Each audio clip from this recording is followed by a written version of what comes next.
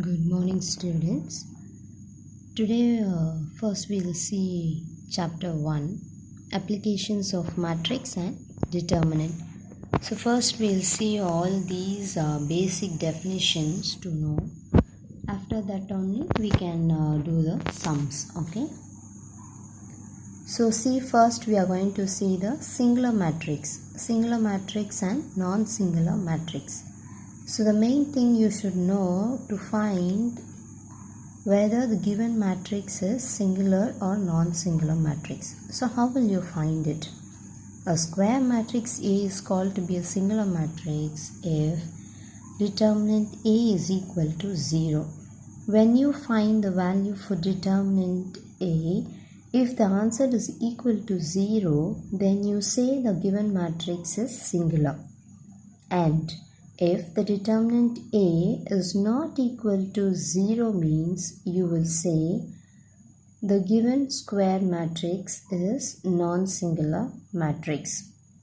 Okay, so these two are more important. Then we are going to see the definition of adjoint of a square matrix. So what is a adjoint of a square matrix is, now matrix will be a square matrix.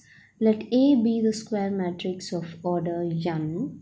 Then the matrix of the cofactor of A is defined as the matrix obtained by replacing each element Aij of A with a corresponding cofactor Aij.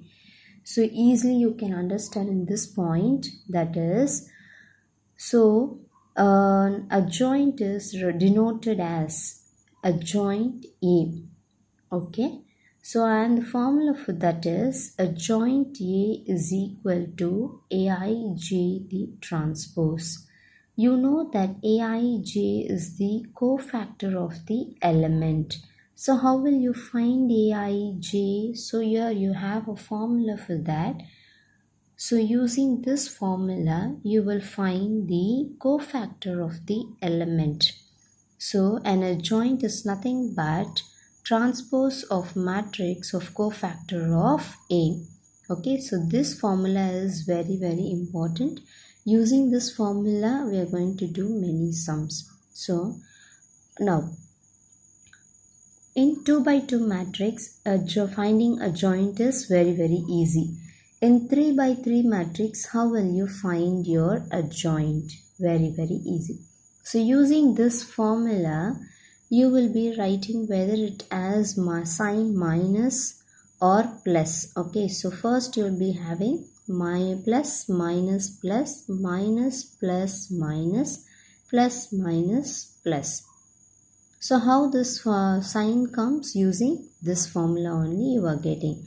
So adjoint A 3 by 3 matrix can be found by using this method.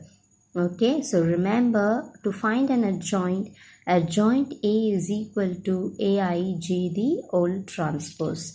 So next we have inverse matrix. So what is inverse matrix? A will be a square matrix of order n. If there exists a square matrix B, another matrix B is existing of order n means there is a condition that such that AB is equal to B is equal to I, and they are saying that B is the inverse of A. The B matrix is the inverse of A, and the notation C, inverse matrix of A is denoted by A inverse. Okay, so the inverse matrix is denoted by A inverse, and it is also written like this. Since we say B is the inverse of A, so A inverse is equal to A inverse A is equal to I. Now, starting I said for two definitions for you, that is singular and non-singular matrix. Here, if the question is given as find the inverse matrix or inverse matrix, first you should see whether the given matrices is a singular matrix or a non-singular matrix.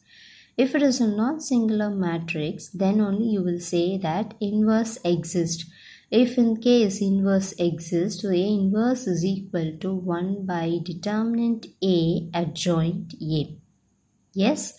So, in case if determinant A is equal to 0, that is, if it is a singular, then you say inverse matrix doesn't exist.